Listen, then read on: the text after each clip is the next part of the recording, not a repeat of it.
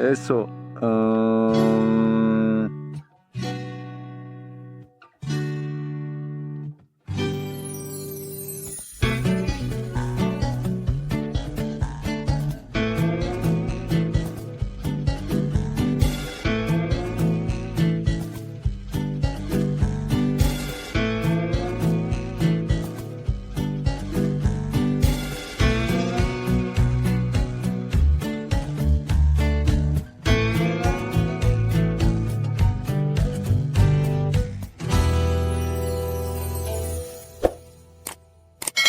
Entonces, ¿cuál es el mineral que determina si puedes fijar nitrógeno o no?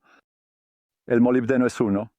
Y básicamente esto no funcionará si eres parte del 80% de las personas que no tienen molibdeno o no tienen suficiente molibdeno, pero si lo tienes y a menudo usaremos algo como nuestro fertilizante triple 10 o Shuttle 7 o algo con homolibido-MUM en pequeñas cantidades, son solo pequeñas cantidades las que desencadenan la reacción. Con esto para asegurarnos de que eso esté cubierto. Y sabes, en un cultivo hambriento de nitrógeno, si incluso tratas esta semilla de maíz con esto sin tratar y tratado, es como el día y la noche, tienes que verlo para creerlo. Es simplemente teniendo un fijador de nitrógeno de vida libre realmente efectivo, que tiene molibdeno para que puedan hacer que el nitrógeno envejezca y fijar el nitrógeno de la atmósfera. Recuerda que tienes 5,000 camiones de nitrógeno flotando sobre cada hectárea. 4,000 toneladas, el gas más abundante en la atmósfera. Y se suponía que debías obtener algo de eso. Y la ventaja, lo repetiré, la ventaja de obtener algo de eso gratis es que viene en forma de amonio y tienes organismos en la hoja que pueden fijarlo. Lo tienes directamente en la planta, tienes organismos en el suelo y lo que buscas no es para una planta resistente y resistente a enfermedades, es 3 partes de amonio por 1 parte de nitrato de nitrógeno en la planta, no en el suelo. Es 1 a 1 en el suelo. Idealmente nunca se llega del todo, pero eso es lo que buscas. Pero son 3 partes de amonio y eso se basa en que la única manera de lograrlo es si lo fijas en la hoja desde la atmósfera o en el suelo desde la atmósfera, que es la forma de amonio. Y si no tienes molibdeno, eso no está sucediendo, así que te has debilitado desde una perspectiva de resiliencia. Así que tenemos que volver a poner nuestras prioridades en orden para crear cultivos resistentes a las enfermedades. Y el molibdeno es una gran parte de nuestro trabajo a gran escala en India con los cultivadores de café. Esos chicos creen que parece una gran afirmación, pero ellos piensan que el molibdeno ha sido básicamente la clave para que dejen de usar insecticidas en el café. Bora, simplemente nunca lo han tenido. Ni siquiera era medible en la prueba del suelo.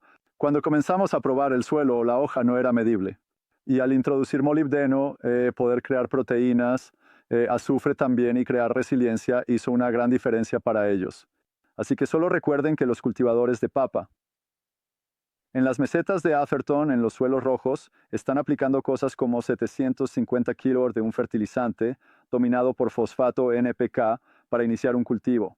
Y cuando obtienen su primera hoja, la analizan y ya tienen deficiencia de fosfato. Así de rápido el suelo rojo lo ha bloqueado. El óxido de hierro lo agarra. 3 positivos en hierro, 3 negativos en fosfato. Y tienes un enlace bastante fuerte de fosfato de hierro bloqueado en esos suelos. Y así, estos tipos de materiales pueden ser utilizados en esa instancia para liberar ese fósforo.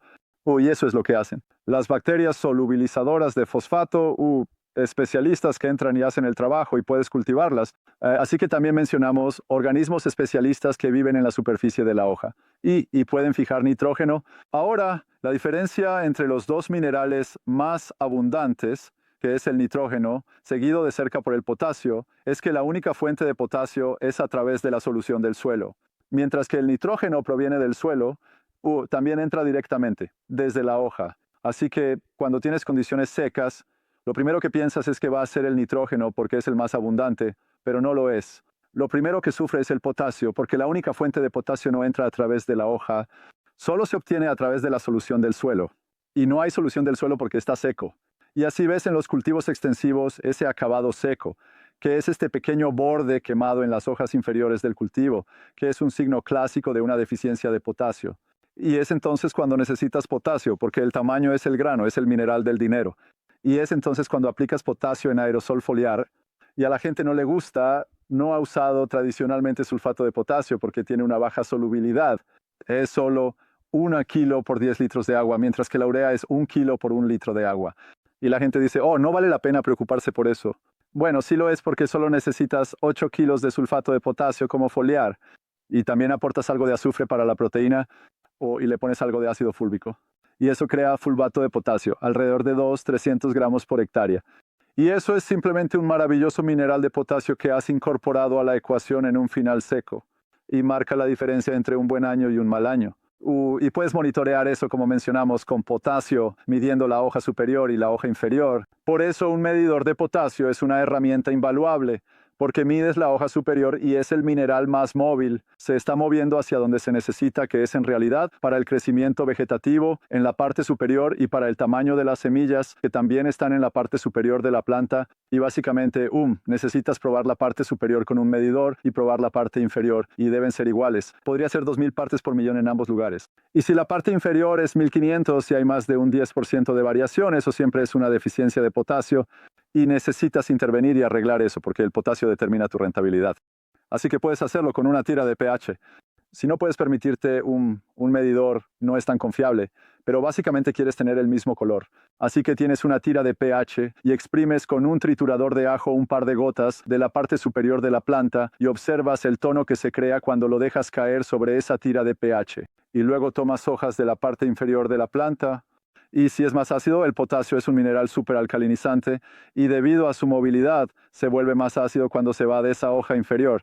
Y eso es lo que estás midiendo. Si hay un cambio de color, si se oscurece en esa segunda gota en la otra mitad de la tira, eso suele ser una deficiencia de potasio que has detectado. Así que es realmente barato, te cuesta 50 centavos por tira. Es una estrategia realmente buena porque el potasio es un mineral vegetativo, por lo que se requiere para las puntas de crecimiento y para todo el vigor vegetativo. Pero ya sabes, usualmente has plantado y esperas tener suficiente humedad y te quedas sin ella al final, muy típicamente en algo que no está irrigado. Y ahí es donde se vuelve realmente importante. Así que básicamente la gran disminución, y es ridículo, si tienes un análisis de potasio, no creerás tus ojos porque puedes estar avanzando con 2500 partes por millón. El cultivo, las flores del cultivo de trigo o maíz o lo que sea, y tal vez 5 días después de esa floración vuelves y haces otro. Y entonces está esto. Básicamente 2500 se convierte en 900. Hay tanta absorción de potasio, es el mineral reproductivo. Es lo que determina el tamaño de todo.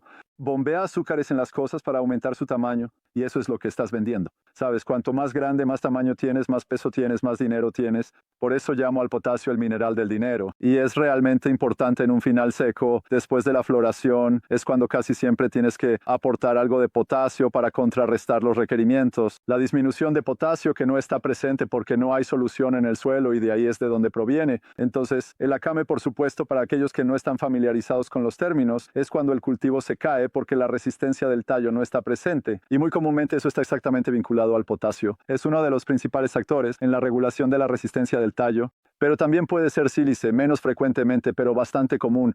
Y por eso el silicato de potasio es un spray foliar realmente interesante en ese contexto, porque cubre ambas opciones y solo necesitas pequeñas cantidades. En Broadacre he visto cultivos a los que se les rocía silicato de potasio, digamos 1,5 litros por hectárea, incluso 1 litro por hectárea, y podrías empujar ese cultivo y se queda abajo. Y 3 días después de rociar silicato de potasio lo empujas hacia abajo y vuelve. ¿Haciendo ruido?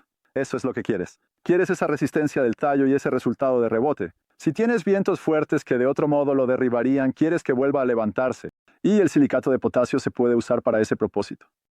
Ahora, la otra cosa, por supuesto, que puede determinar la resistencia del tallo, la otra cosa es el cobre. La deficiencia de cobre también te dará una resistencia del tallo débil. Así que, si has leído mi blog, podrías haber leído las entrevistas con Stefan Timmermans, quien probablemente sea el agrónomo líder en Holanda. Él es el más apasionado.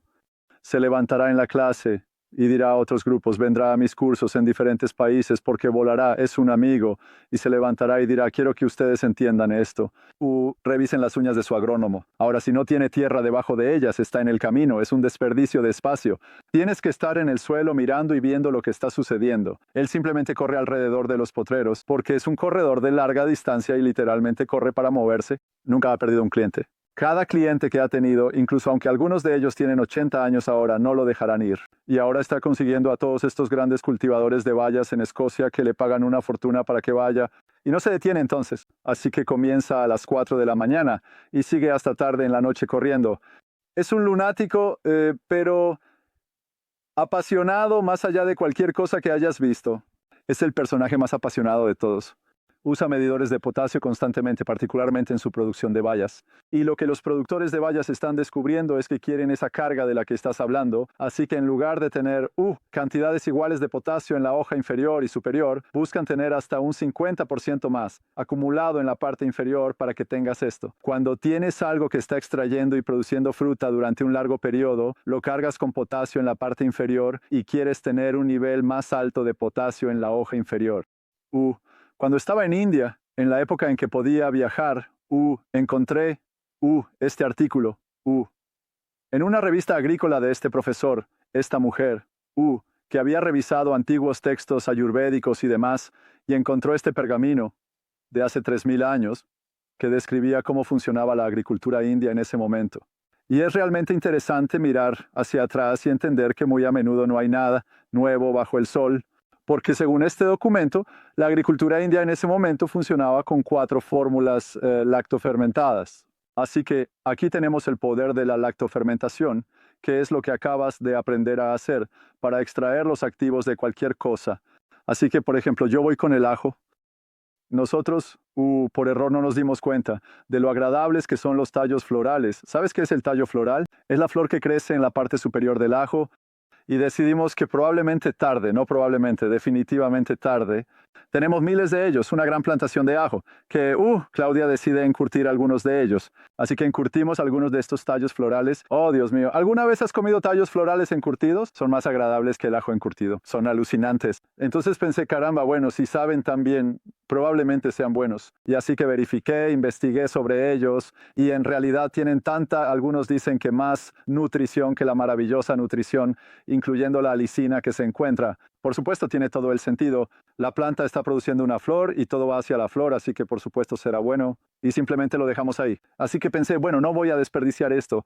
Así que cosechamos estos miles de tallos florales y los ponemos en tanques de 1000 litros, los pasamos por una trituradora y los fermentamos todos con un poco de bami melaza. Y toma el tiempo que sea necesario para llegar a 3.5 y has extraído los ingredientes activos. Y eso es un fertilizante foliar realmente bueno y algo resistente a insectos porque la alicina funciona de manera bastante poderosa desde esa perspectiva. Así que volvamos a la historia india. 4 formulaciones sobre las que se cultivaron cosechas para alimentar a una de las civilizaciones más antiguas de todas. Una de ellas era preparar una infusión usando 4 hierbas. Una de ellas era hibisco, curiosamente una forma de hibisco.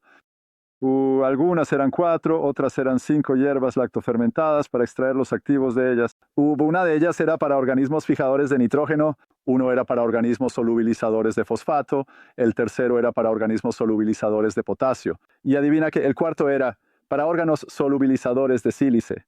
Hace 3000 años el sabor del mes ya era conocido mucho antes de que empezáramos a hablar de ello. Así que es fascinante en ese contexto. Y te lo muestra. Y por eso soy tan fanático de esta fermentación láctica. Así que hemos tomado ajo viejo y hemos hecho aerosoles de ajo. Cuando buscas en Google el potencial de los aerosoles de ajo fermentado láctico, no podrás creer lo que ves porque ya sabes, la historia de los compuestos de azufre lo es todo sobre la resiliencia de las plantas. Cada aspecto de cómo una planta se protege a sí misma y en consecuencia crece mejor está basado en compuestos a base de azufre. Y el ajo está lleno hasta el tope de ellos y los extraes con la fermentación láctica.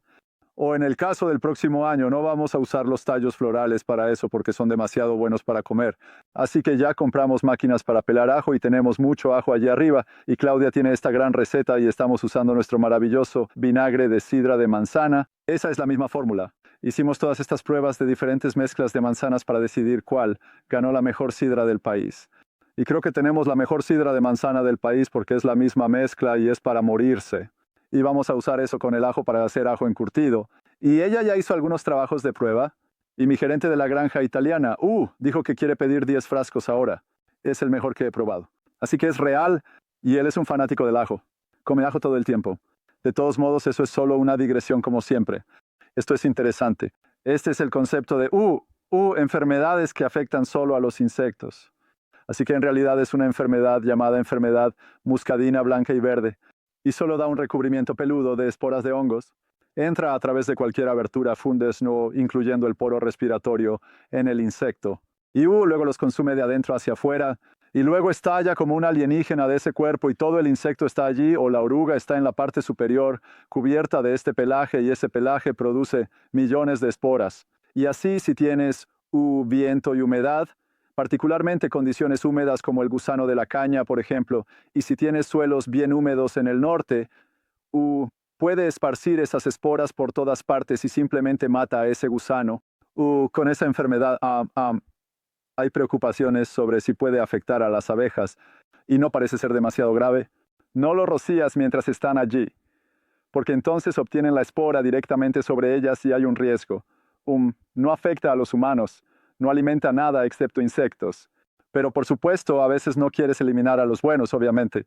Así que tienes que ser un poco cuidadoso con el uso de esos materiales. Puede estar en el suelo, lo cual es probablemente para eliminar cosas que son un problema en ese contexto. Pero generalmente se usa como un spray foliar y se llama micóforos. 3 organismos clave que ahora también se reconocen por hacer otras cosas. Nada hace solo una cosa.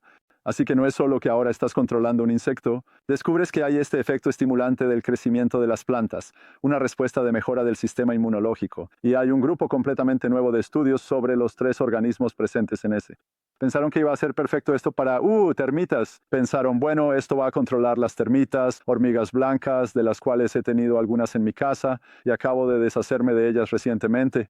Todavía tengo que reparar las escaleras donde se las comieron. Pero básicamente lo que encontraron fue que son tan inteligentes que identifican a los que lo tienen y los aíslan hasta que se extingue, así que no funciona para ellos. Y este es el maravilloso hongo micorrícico. Varias cepas de él, combinadas, con trichoderma y algunas de estas especies de bacillus, y esto se utiliza como tratamiento de semillas, o la mejor manera de lograr la colonización micorrícica es tomar, digamos, una bandeja de 200 plántulas o tomar tus plántulas de árboles antes de plantarlas y sumergirlas en este polvo mezclado en una solución y luego todas las 200 plántulas al instante. Tan pronto como deja de burbujear, es solo cuestión de unos segundos, ya tienes colonización. Y esa es la eficiencia de colonización del 100%. Al usar una plataforma, ahora dices, ¿puedo, boom, rociarlo en el campo? Sí, puedes. Pero las esporas y lo que se llaman propágulos, los pequeños trozos de hifas, no son también fuentes de alimento para otros organismos. Y si hay una reacción enzimática cuando tocan una raíz, boom, están vivos y se unen a esa raíz y comienzan a expandirse, dándote esa superficie de raíz original multiplicada por 10. Y básicamente pueden ser devorados antes de llegar a la raíz y por lo tanto su eficiencia es mucho menor a menos que puedas aplicarlo directamente en la raíz. Ahora, algunos perforan y aplican alrededor de raíces de aguacates, pero el método de plántulas es más eficiente. El segundo más rentable es el tratamiento de semillas. No tienes que cubrir todo el campo si no puedes. En cultivos extensivos, puedes gastar $10 y tu retorno de inversión por $10 es realmente bueno. Hemos hecho las pruebas. Es un retorno de inversión realmente bueno. Puede que solo obtengas el 25% del cultivo colonizado, pero estás ahí. Se extiende de uno al siguiente y al siguiente. Por supuesto, sabes, toma 6 semanas expandirse, así que no cubres todo ni todo con su sistema de raíces de tamaño completo, pero tienes el inicio del proceso. Y si no los eliminas como el pasto, digamos que estás poniendo avena en un pasto que se muere y quieres tener algo de verde, así que estás sembrando directamente tu cultivo de pasto, estás poniendo avena, así que tienes algo de verde. Tú pones la plataforma en esas semillas de avena y eso simplemente se extenderá. Y en un escenario de pasto, con suerte no estás haciendo demasiadas cosas como bromuro de mesilo y fresas o algo que lo vaya a matar. Y una vez que lo tienes. No sigues reinoculándolo. Ahora tienes esta matriz a través del potrero de este maravilloso organismo. Es solo cuestión de conseguirlo. Y puedes verificar y probar. Todos tienen hongos micorrícicos en esta prueba. Puedes haber hecho para verificar, pero es algo increíble tenerlo en su lugar. ¿Sabes? Se extiende y agarra los minerales inmóviles como el fósforo, como mencionamos en el zinc. Se introduce en las plaquetas de arcilla y extrae el potasio que a veces puede quedar atrapado dentro de las plaquetas de arcilla porque el potasio es un ion muy pequeño y puede atraparlo. Puede meterse entre las placas como un sándwich. Tiene que salir del sándwich antes de que puedas acceder a él, pero el alto Fa de la micorriza va a extraerlo, lo cual es una forma bastante rentable de obtener potasio. Pero tantos beneficios, incluyendo El más grande desde una perspectiva planetaria, que es el concepto de la producción de la sustancia pegajosa a base de carbono llamada glomalina, producida, si miras aquí, por la cepa glomellis, que es una de las cepas, aquí la cepa más común en cada suelo. Y ahora se sabe que la glomalina es el mecanismo desencadenante. Hablamos de esto para el 30% de todo el suelo del hemisferio, un organismo que falta. Así que por el amor de Dios, ¿por qué no diríamos, mira, aquí tienes $10 o lo que sea, tal vez $40, para cubrir completamente un potrero, ¿eh? ¿Por qué no damos subsidios gubernamentales para hacer algo que va a construir humus a esa escala? Es algo obvio. Es posiblemente la criatura más importante del planeta. Así que estoy interesado en eso. Ahora, lo último de lo que voy a hablar es de la sustancia llamada vinagre de madera.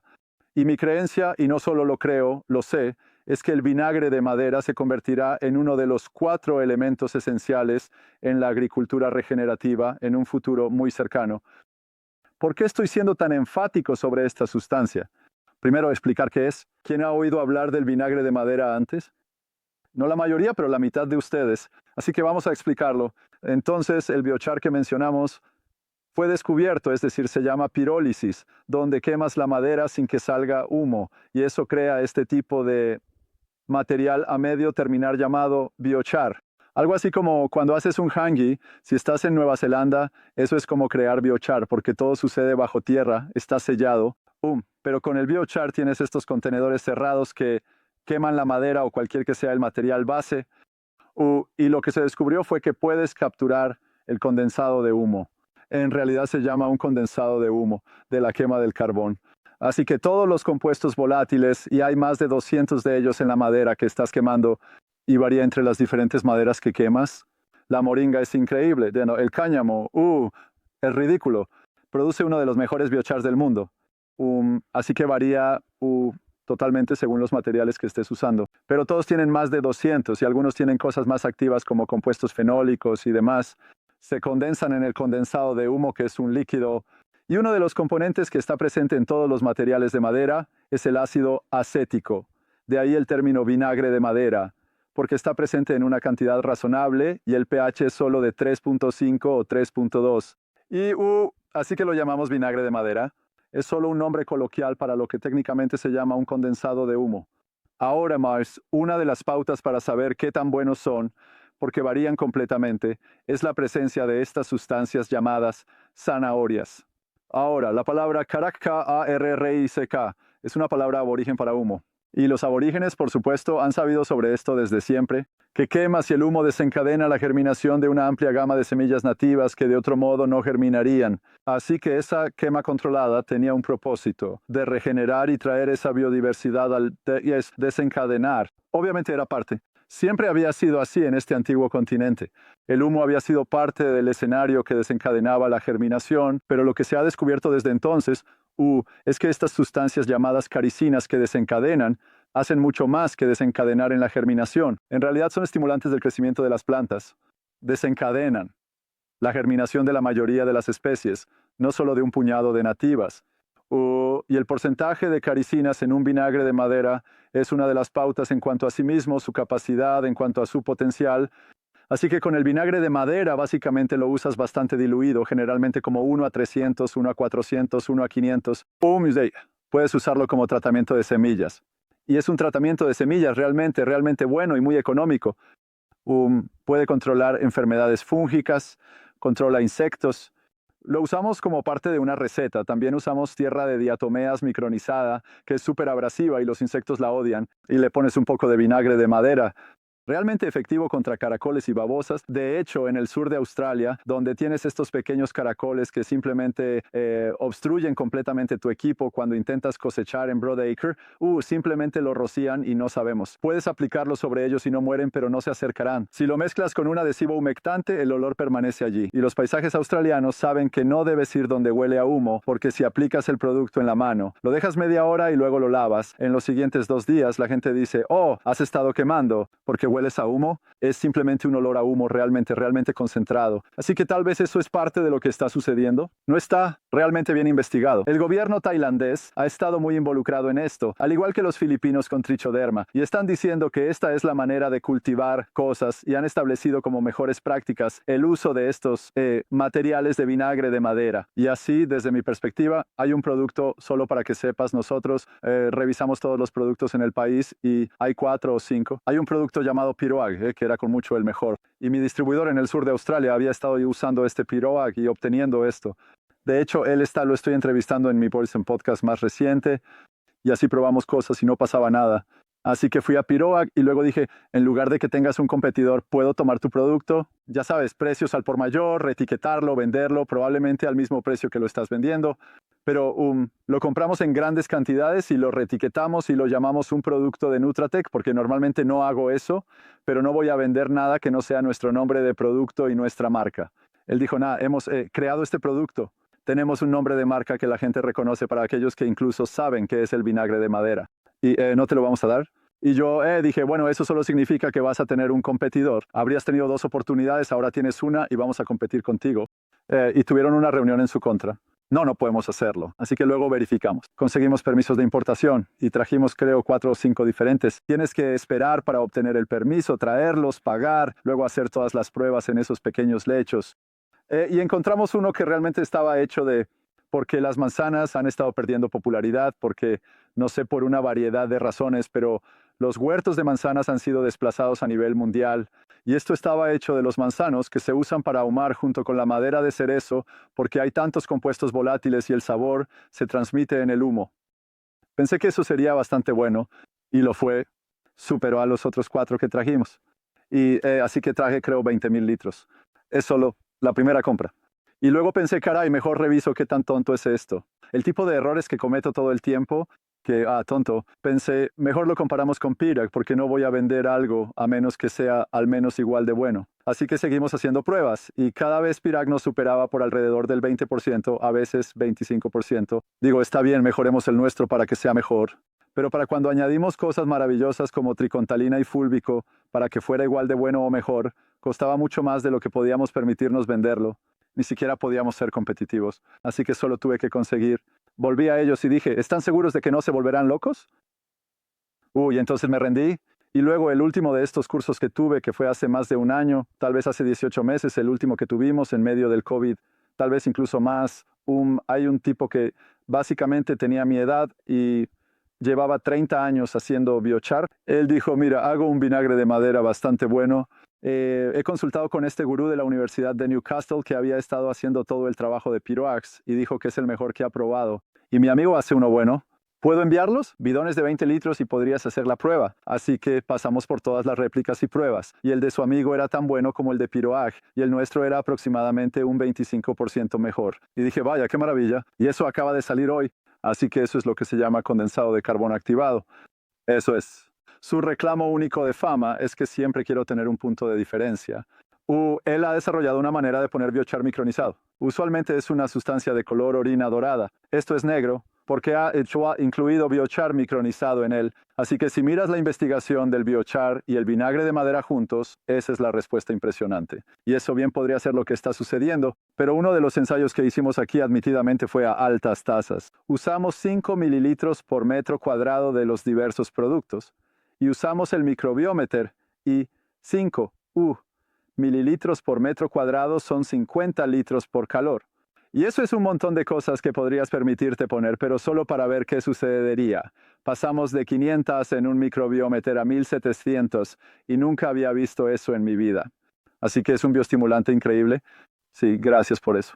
Sí, es un bioestimulante notable y porque lo que el gobierno tailandés menciona es esta respuesta como fungicida y pesticida a 1 a 100. Bueno, no puedes usar Piroag. De hecho, no puedes usar ningún vinagre de madera a 1 a 100 porque el pH es 3 y quemas cosas. No puedes ir por debajo de 1 a 250. Pero puedes con esto porque el componente de biochar, el biochar micronose, lista el pH. No es 3,5, es 6,2.